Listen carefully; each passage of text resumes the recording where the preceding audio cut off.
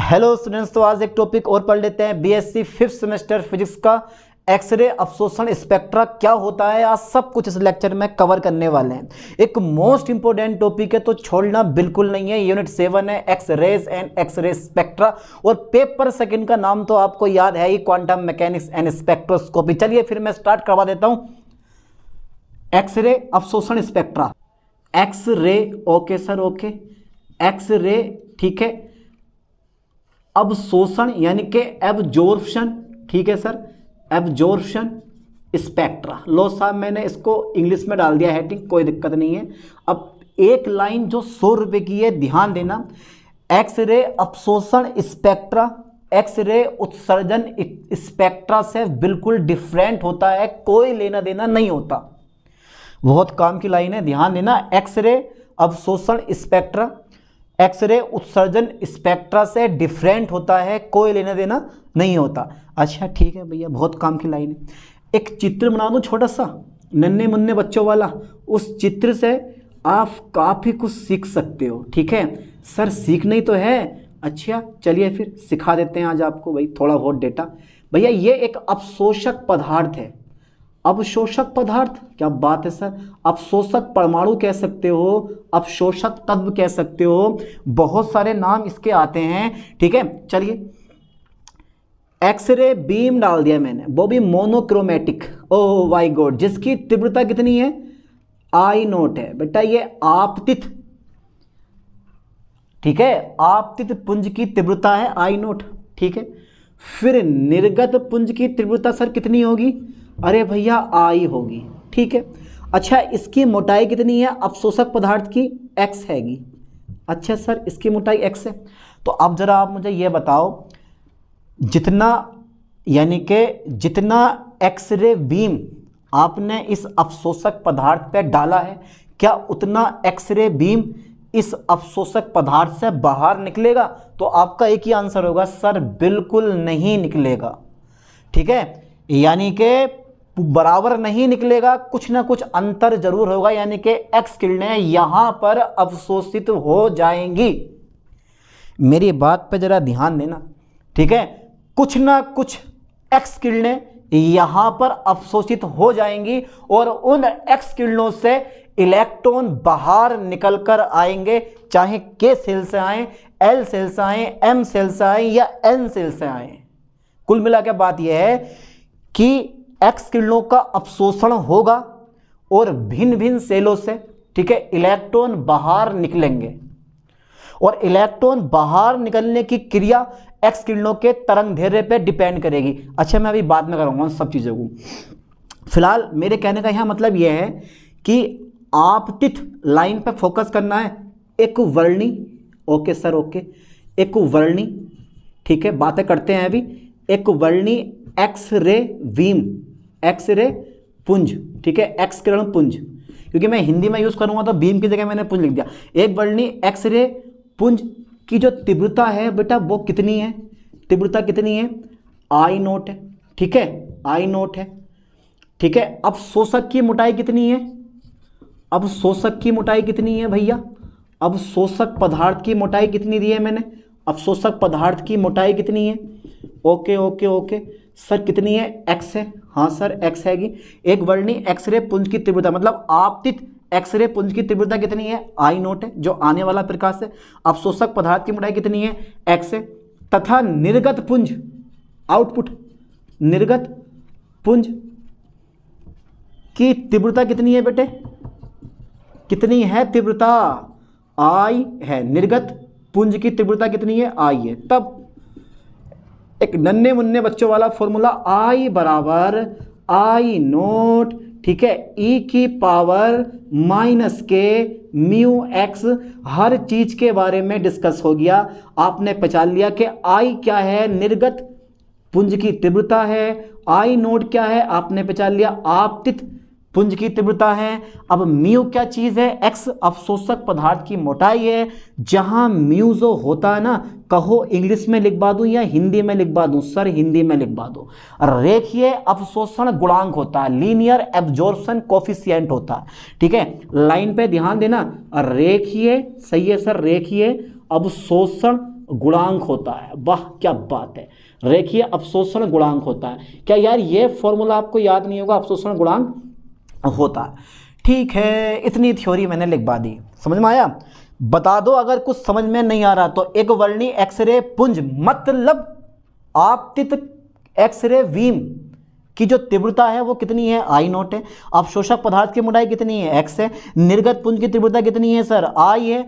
और भैया फॉर्मूला आप लिख सकते हो आई बराबर आई नॉट ए की पावर माइनस के म्यू एक्स, जहां म्यू क्या? रेखीय अवशोषण गुणांक है।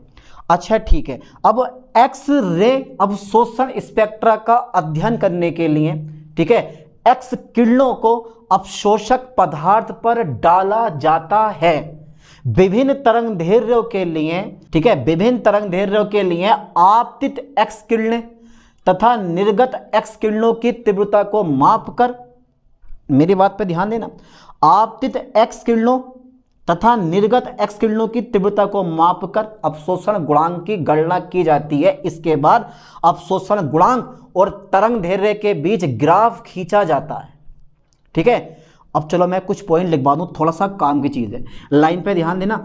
एक्स रे मुख्य पॉइंट है, ये नोट कर लेना। ठीक है, एक्स रे अवशोषण स्पेक्ट्रा, एक्स रे अवशोषण स्पेक्ट्रा, ठीक है सर, एक्स रे अवशोषण स्पेक्ट्रा की व्याख्या करने के लिए, यानी कि व्याख्या नहीं, अध्ययन करने के लिए, ठीक है, एक्स रे अवशोषण स्पेक्ट्रा का अध्ययन करने के लिए, कोई बात नहीं है, ऐसी छोटी मोटी मिस्टेक हो जाती हैं, एक्सरे अवशोषण स्पेक्ट्रा का अध्ययन करने के लिए, ठीक है सर, करने के लिए, ठीक है ठीक है ठीक है। एक्स किरणों को कहाँ डाला जाता है बेटा? एक्स किरणों को अवशोषक पदार्थ पर डाला जाता है, ठीक है, अवशोषक, ठीक है, पदार्थ पर डाला जाता है, पदार्थ पर डाला जाता है, ठीक है, डाला जाता है, ठीक है, विभिन्न तरंगदैर्घ्यों, ओके सर, ओके, विभिन्न, ठीक है, विभिन्न तरंगदैर्घ्यों, ठीक है सर, विभिन्न तरंगदैर्घ्यों के लिए, ठीक है, कौन सी बेटे? आपतित, क्या बोलते हैं? आपतित, ठीक है, आपतित एक्स किरणों, ठीक है, तथा निर्गत एक्स किरणों, तथा निर्गत एक्स किरणों की तीव्रताओं को मापकर, एक्स किरणों की किसको बेटे? तीव्रताओं को मापकर, ठीक है, तीव्रताओं को मापकर, हाँ सर, अवशोषण गुणांक म्यू की गणना की जाती है, म्यू की गणना की जाती है, गणना की जाती है, ओके सर, ओके, ठीक है बेटा, म्यू की गणना की जाती है। और इसके पश्चात हम करते क्या? इसके पश्चात, ठीक है, अवशोषण गुणांक म्यू तथा, ठीक है, लैम्डा तरंगदैर्घ्य के बीच ग्राफ खींचते हैं, ठीक है, ग्राफ खींचते हैं, जैसे ग्राफ खींचते हैं, ठीक है, जैसे मैं मानता हूं, जैसे मैंने शीशे की एक पतली फॉयल ली है, यानी कि शीशा तो जानते हो, आपने देखा होगा, शीशे की पतली पन्नी, शीशे की पतली पन्नी के लिए, पतली पन्नी के लिए जो अवशोषण गुणांक म्यू है, ठीक है बेटे, अवशोषण गुणांक म्यू है, तथा शीशे की पतली पन्नी के लिए म्यू तथा लैम्डा के बीच ग्राफ जो है ना, लैम्डा के बीच ग्राफ निम्न प्रकार आता है, ग्राफ निम्न प्रकार होता है, ठीक है सर, ग्राफ निम्न प्रकार होता है। भैया ये कथा आपको लिखनी पड़ेगी, अभी शुरुआत नहीं हुई है, अभी तो मैंने कुछ बताया नहीं है, इस ग्राफ से अब पता चलेगा आपको, ठीक है, ठीक है भैया। दो बेटा ग्राफ मैं यहीं खींच देता हूँ ससुरा, मुझे कहीं से ग्राफ बनाने की जरूरत नहीं है, यहीं से बना बेटा, ये ग्राफ बहुत मेन चीज़ है, अगर ग्राफ सीख जाओगे बहुत जल्दी। तो ये म्यू है अवशोषण गुणांक, ये ऊपर को बढ़ेगा, ठीक है, यहाँ पर जो मेरे पास है 0.2 होगा, 0.4 होगा, 0.6 होगा, ओके सर, ओके, 0.6 होगा, 0.8 होगा, 0. भैया 1.0 होगा, 1.2 होगा, ठीक है, ये तरंगदैर्घ्य होगा काय में? एंगस्ट्रॉम में, ये बढ़ेगा इधर को, ठीक है बेटे, बात को समझना ठीक से, मैं ग्राफ जो बना रहा हूँ, ठीक है, अब जो ग्राफ बनाऊंगा ना उस पर ध्यान देना, बहुत काम की चीज़ है ये, ठीक है, किसके बीच में खींच रहे हैं? शीशे की पतली पन्नी के लिए म्यू और लैम्डा के बीच ग्राफ निम्न प्रकार होता है। शीशे की जगह कोई दूसरा एलिमेंट लोगे ना, अवशोषक पदार्थ लोगे, तो उसके लिए ग्राफ डिफरेंट होगा, मेरी बात को ध्यान से समझना। अगर आप शीशे की जगह कोई दूसरा एलिमेंट लेते हो, मान लो आपने सोडियम ले लिया, आपने कुछ और पदार्थ ले लिया, आपने जल ले लिया, तो सबके लिए ग्राफ का मान अलग अलग होता है। इसलिए मैंने पहले लिखवा दिया कि शीशे की पतली पन्नी के लिए म्यू और लैम्डा के बीच ग्राफ निम्न प्रकार आता है। हर एक बुक में शीशे की पतली पन्नी के लिए दे रखा होता है। बहुत कम बुक ऐसी हैं जहां पर दूसरे एलिमेंट के लिए कथा छापी है। चलिए देखते हैं दोस्त, सबसे पहले क्या होता है कि प्रारंभ में, स्टार्टिंग में लैम्डा का मान बढ़ाने पर, अरे तरंग दैर्ध्य का मान बढ़ाने पर, ठीक है, तरंग दैर्ध्य का मान बढ़ाने पर अपशोषण गुणांक का मान के तक तेजी से बढ़ता है। ए यहाँ से यहाँ तक तेजी से बढ़ता है। ओके, बढ़िया। कहाँ तक? के तक। ये फर्स्ट सेल है, ध्यान देना, के सेल है ये, के तक तेजी से बढ़ता है। ठीक है, बढ़िया। ठीक है, अब इसके बाद क्या होता है? लैम्डा बराबर लैम्डा के पर, लैम्डा बराबर लैम्डा के पर क्या होता है बेटे? घट जाता है, एकदम से घट जाता है। ओ ले धम, लैम्डा बराबर लैम्डा के पर एकदम से घट जाता। मेरी बात पे ध्यान देना, प्रारंभ में लैम्डा का मान बढ़ाने पर, ठीक है, अपशोषण गुणांक का मान तेजी से बढ़ता है। कहाँ तक? के तक। ठीक है, फिर लैम्डा बराबर लैम्डा के तक। बेटा ये लैम्डा के है, ये जो मान है ना, ये क्या है तुम्हारा? लैम्डा के। ठीक है, ये क्या है बेटे? लैम्डा के। और लैम्डा के पर एकदम से क्या होता है? घट जाता। ठीक है, ठीक है, तो लैम्डा के पर के को हम क्या बोलते हैं? अपशोषण कोर कहते हैं। क्या बोलते हैं? अपशोषण कोर कहते हैं। समझ गए आप लोग? ठीक है, अब एक पॉइंट और, यानी कि इस तरंग दैर्ध्य पर एक्स किरणों का जो अपशोषण होता है वो अवशोषक पदार्थ की के सेल से इलेक्ट्रॉनों को बाहर निकालने के लिए होता है। यानी कि यहां तक जितनी तरंग दैर्ध्य की एक्स किरणें अवशोषित हुई हैं वो सिर्फ के सेल से इलेक्ट्रॉनों को बाहर निकाल सकती हैं। एल और एम एन सेल से इलेक्ट्रॉनों को बाहर नहीं निकाल सकती हैं। इसके लिए हमें क्या करना पड़ेगा? अगर एल सेल से इलेक्ट्रॉन को बाहर खींचना है तो इसके लिए हमें थोड़ा सा और बढ़ाना पड़ेगा।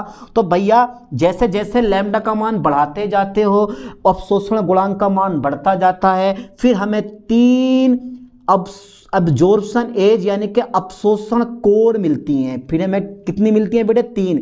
और ये एक दूसरे के अत्यंत निकट होती हैं। L first, L second and L कौन सी मिलती है? हमें थर्ड मिलती है। L first, L second and L third, ये तीनों की तीनों क्या है? सब अपशोषण कोर होती हैं। और यहां पर यानी कि इन तरंग दैर्ध्यों पर जो एक्स किरणों का अपशोषण हुआ है वो एल सेल से इलेक्ट्रॉन को बाहर निकालने के लिए होता है। ठीक है, अब ये कथा मैं लिखवाने वाला हूं, ये मत सोचियो कि ऐसे छोड़ दूंगा बिना लिखवाए। पहले जरा इसका स्क्रीनशॉट ले लो जल्दी, फास्टली ले लिया होगा आपने। हटा दूं मैं इसको, इरेज कर दूं? कर दो सर। चलिए, अरे मजा आता है सब पढ़ने में। मैं ज्यादा लंबा पॉइंट नहीं लिखवाऊंगा, बस थोड़ा सा और हो ही चुका है बस। ठीक है यार, इंक इतनी डार्क चल रही है कि उसको इरेज करने में बड़ी मेहनत करनी पड़ रही है यार मेरे दोस्तों। क्या करूं मैं इसको, कैसे इरेज करूं? पानी लगाना पड़ेगा, पानी। चलिए देखो बेटे जरा, यानी कि पहला नंबर में लिखवा दे रहा हूँ। ठीक है, प्रारंभ में फोकस करना लाइन पर, या थ्योरी याद है साली इसमें। प्रारंभ में, ठीक है, लैम्डा का मान बढ़ाने पर, लैम्डा का मान क्या करने पर बेटे? बढ़ाने पर। प्रारंभ में लैम्डा का मान बढ़ाने पर, ठीक है, म्यू का मान, ठीक है, बिंदु के तक, ओके सर, बिंदु के तक तेजी से बढ़ता है, तेजी से बढ़ता है। ठीक है, बढ़ता है। फिर लैम्डा बराबर लैम्डा के पर, ठीक है, एकदम घट जाता है, एकदम घट जाता है, ठीक है बेटे, घट जाता है। ठीक है, अतः लैम्डा बराबर लैम्डा के पर, लैम्डा बराबर लैम्डा के पर के को हम क्या बोलते हैं? के को अपशोषण कोर कहते हैं। ठीक है, क्या बोलते हैं बेटे? अपशोषण कोर कहते हैं, अपशोषण कोर कहते हैं। ठीक है, कोर कहते हैं। ठीक है, अब यानी कि इस तरंग दैर्ध्य, यानी कि आप लिख सकते हो कि इन तरंग दैर्ध्यों पर एक्स किरणों का अपशोषण, ठीक है, इस तरंग दैर्ध्य पर, इस तरंग दैर्ध्य पर एक्स किरणों का अपशोषण, ठीक है, एक्स किरणों का जो अपशोषण होगा मेरे लाल, एक्स किरणों का जो अपशोषण होगा वो के सेल से, यानी कि अपशोषक पदार्थ की, पूरा लिखो, पूरा लिख, पूरा अपशोषक पदार्थ की, ठीक है, या अपशोषक तत्व की, अपशोषक परमाणु की, ठीक है, अपशोषक पदार्थ की, ठीक है, के सेल से, यानी कि के कक्षा से, के सेल से इलेक्ट्रॉनों को मुक्त करने के लिए होता है, मुक्त करने के लिए होता है। ठीक है, बस बहुत है, पहले नंबर में बहुत है। अच्छा मैं सेकंड नंबर ले रहा हूँ इसका, सेकंड नंबर आपके बहुत काम का है यार, थ्योरी याद है ना, मैं पूरा लिखवा दे रहा हूँ, व्याख्या करवा दे रहा हूँ। सेकंड नंबर क्या कि तरंग दैर्ध्य का मान बढ़ाने पर, तरंग दैर्ध्य का मान और बढ़ाने पर म्यू का मान क्या होता है, बढ़ता है। ठीक है, यानी कि तरंग दैर्ध्य, ओके सर, तरंग दैर्ध्य का मान क्या करने पर, तरंग दैर्ध्य का मान बढ़ाने पर, ठीक है, बढ़ाने पर म्यू का मान, अवशोषण गुणांक का जो मान होता है वो क्या होता है बेटे, मान बढ़ता है। ठीक है, मान बढ़ता है। ठीक है, 3 अब्जॉर्प्शन कोर, 3 अवशोषण कोर, ठीक है, L first L second, L first L second comma L third प्राप्त होती हैं, प्राप्त होती हैं। ठीक है, ये कोर कैसी होती हैं, ये कोर, ठीक है, एक दूसरे के कैसी हैं, अत्यंत निकट होती हैं। ठीक है, अत्यंत निकट होती हैं, ओके ओके, निकट होती हैं। ठीक है, और 3 कोर में क्यों डिवाइड हुआ, क्योंकि आप जानते हो कि एल सेल में या एल ऊर्जा अवस्था में 3 उप अवस्थाएं होती हैं। ठीक है, एक दूसरे के निकट होती हैं। ठीक है, आपको पता है कि एल ऊर्जा अवस्था में, यानी कि एल अवस्था में, ठीक है, एल अवस्था में, ठीक है, 3 उप अवस्थाएं होती हैं, उप अवस्थाएं होती हैं। ठीक है, 3 उप अवस्थाएं होती हैं। ठीक है, और इस तरंग दैर्ध्य पर, इस तरंग दैर्ध्य पर, ठीक है, इस तरंग दैर्ध्य पर जो एक्स किरणों का अवशोषण होगा, एक्स किरणों का अवशोषण, ठीक है, इस तरंग दैर्ध्य पर एक्स किरणों का अवशोषण, ठीक है, कहाँ से, एल कक्षा से या एल सेल से, एल कक्षा से इलेक्ट्रॉन बाहर निकालने में होता है, इलेक्ट्रॉन बाहर निकालने में होता है, निकालने में होता है। ओके, कितने पॉइंट हो गए मेरे दोस्तों, तीसरा पॉइंट और लिखवा दूं, अभी जगह है, हो जाएगा, 2 पॉइंट मेरे पास कंप्लीट हो गए। तीसरा पॉइंट क्या है, तीसरा पॉइंट है कि तरंग दैर्ध्यों के संगत, यानी कि अवशोषण, ये वाली हो गई, ये हो गई, ये हो गई, तो अवशोषण कोर के संगत तरंग दैर्ध्य, ठीक है, अवशोषक पदार्थ की कैरेक्टरिस्टिक प्रॉपर्टी होती है। यानी कि ये जो तरंग दैर्ध्य देख रहे हो ना, अवशोषण कोर के संगत जितने भी तरंग दैर्ध्य आएंगे वो अवशोषक पदार्थ की कैरेक्टरिस्टिक्स प्रॉपर्टी होती है। ये लाइन में लिखवाने वाला हूँ। अच्छा, मैं जरा इसका यहाँ तक का स्क्रीनशॉट ले लिया होगा आपने, इसको मैं इरेज कर देता हूँ, काम की चीज़ है आपके और हमारे भी। ठीक है बेटा, ठीक है सर, ओके ओके ओके। मैंने क्या बोला कि अवशोषण कोर के संगत, ठीक है, दिख रहा है ना आप लोगों को, ठीक है, अवशोषण कोर के संगत, अवशोषण कोर के संगत, ठीक है, जो तरंग दैर्ध्य होता है, ठीक है, अवशोषण कोर के संगत जो मेरे पास तरंग दैर्ध्य है, ठीक है, तरंग दैर्ध्य वो अवशोषक तत्व, अवशोषक तत्व, ठीक है, अवशोषक तत्व, ओके ओके, या अवशोषक पदार्थ बोल दो यार, ठीक है, अवशोषक तत्व की, अवशोषक तत्व की, चलो मैं कह दे रहा हूँ, अवशोषक तत्व की कैरेक्टरिस्टिक्स, कैरेक्टरिस्टिक्स या कैरेक्टरिस्टिक प्रॉपर्टी होती है, प्रॉपर्टी होती है, यानी कि कैरेक्टरिस्टिक गुण होते हैं, होती है। ठीक है, ऐसा कर दिया मैंने। ठीक है, अच्छा चौथा नंबर एक और रहेगा, एक नंबर हो रहा है कि चौथा नंबर ये बड़ा स्पेशल है। देखो, जिस एक्स किरण की तरंग दैर्ध्य ज़्यादा होती है वो अवशोषक पदार्थ से पारगमित हो जाती है, और जिस एक्स किरण की तरंग दैर्ध्य कम होती है वो अवशोषक पदार्थ द्वारा जल्दी अवशोषित हो जाती है। यानी कि कम तरंग दैर्ध्य की एक्स किरणें जो होती हैं वो बड़ी तरंग दैर्ध्य की एक्स किरणों की अपेक्षा अधिक अवशोषित होती हैं। ठीक है, एक लाइन ये लिखवा दो। ठीक है, यानी कि कम